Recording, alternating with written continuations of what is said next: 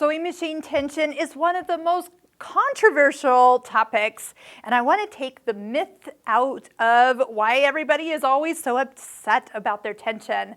Hi, I'm Sarah from SewingMastery.com, and we're working on the short video tutorials on the Singer SE9180. Now, this is a sewing machine and an embroidery machine, which I actually am loving that it's all in one. Now, the information I'm going to give you actually pertains to every single sewing machine out there. So on this particular one, there is a dial that we are adjusting. And what if we just don't know where to start? So somewhere on your machine, you can kind of see there's kind of some lines associated with some numbers. So I'm finding the happy middle of between 2 and 6 is 4. So if I'm unsure, I can always start in the middle. Now, if you have the same thread in your needle as you do in your bobbin, for a straight stitch, we're going to be in middle tension. Now, I know a lot of times people blame the tension. Oh, the tension's off, or the tension's needs adjusting, or I need to fix, the tension's always not working.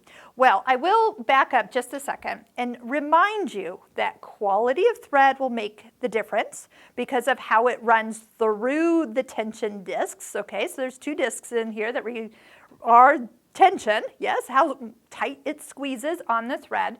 But if the thread is kind of bumpy or not smooth, it's going to have to work extra hard. It's going to go bump, smooth, or thin, thick, thin, thick. And that's going to give you some stitches that might not turn out as planned. Next, when was the last time you actually changed your needle?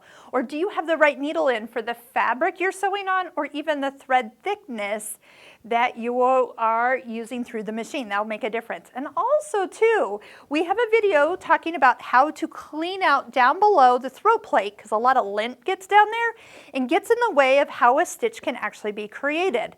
So if there's a lot of lint in here, you got an old needle and you're using crappy thread, it doesn't matter what your tension's at, because it's probably not the tension's fault. It's probably something else. So we kind of relate that to you're the operator. You have to be responsible for some of these other things as well. Also, if you've had a sewing machine for longer than 2 years, if you have not had it serviced, it was due a year ago for its annual cleaning, just like a car needs service, just like we need service. We will find that a smoother, cleaned, running machine will work so much better. So sometimes it's not your fault, but you do have to take care of this for it to work well. So change maybe to another thread, change a needle, do some research. Do you have the right needle in for the thickness of thread you're using or for the fabric you're using? And clean out down below. So we'll put a little link right up here to the video of how to clean out the machine if you haven't done that for a while. Remember, fleece and flannels and cotton fabrics and batting are some of the lintiest things that you're working on. Okay, so tension. When do we need to actually change it? So for right now, I am using a totally different thread, because I was doing some decorative stitches, in my needle, but I have this thread that I originally wound a bobbin with in my bobbin, so downstairs. So I have 2 different weights of thread. This is when you will find adjusting your tension will be key. So how do you know which way to go? So I'm going to give you a couple tips. Number 1, if you're sewing a straight stitch, you're probably going to be on 4 if you've got the same threads top and bottom. Now, what if your top thread is getting pulled to the back more than you feel it's needed? Or maybe your bobbin thread is coming to the top and you're seeing it and it's a different color and it's showing and it doesn't look good. Well, here's the thing. Even if you don't remember which way you're supposed to turn the tension, but here's a trick. If it's going to a bigger number, it's tighter. So that means that the top thread is going to either pull up if you make it tighter or be less or looser if you make it to a smaller number. That means the bobbin will be stronger and it'll pull it to the back side. The next little tip is if you take it from 4 to, watch this, 4 at minus 1 little notch, okay, I didn't move it very much. That is not going to change the tension at all. So if you want to actually see if you're doing anything, change it from 4 to 3. Okay, see if that helped. Either you made it better or you made it worse. Now, if you made it worse, you go, oh yeah, that's right, that makes sense. I probably need to tighten it, and you go to a higher number. Sometimes I'll recommend not just a whole number, but a whole number and a half. So maybe instead of going from 4 to 5, you're actually going from 4 to 5.5. So that would help pull more of it up. But I will tell you, when I do decorative stitches, like when I jumped over to do kind of some fun stitches here, I always take my tension down about a number, so loosening it.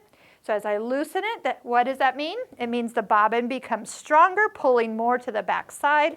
And what I get is I don't get my pink bobbin thread pulled to the top to make it not look real pretty here. I get it to pull my pretty variegated thread to the back, which is what I want. I want to see both threads on the back, and that makes everything more smooth, more clean, and of course we don't see any random bobbin thread coming up to the top.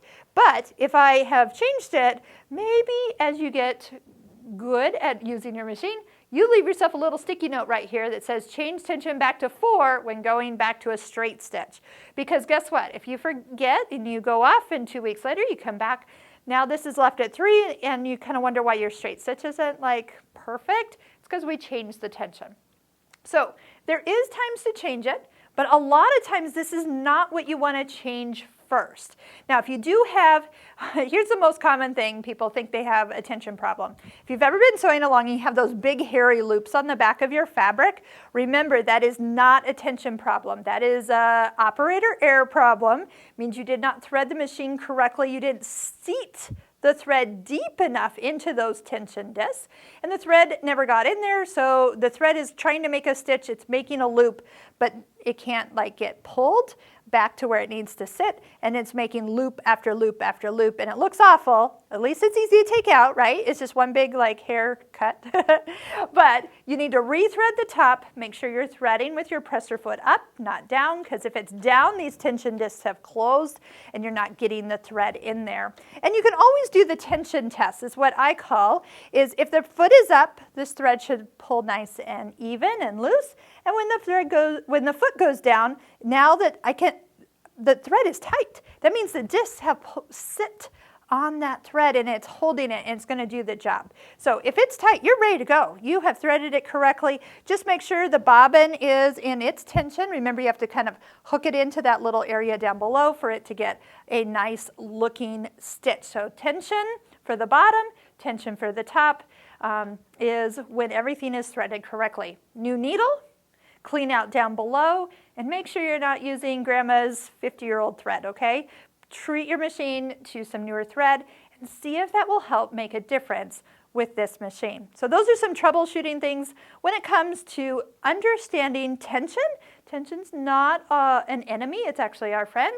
I've gone ahead and put it back to a normal tension for straight stitch so I don't forget, and it's right where I need it to be for the next time I sit down to sew. If this has been helpful, make sure you click the like button. That is proper YouTube etiquette for watching free video content.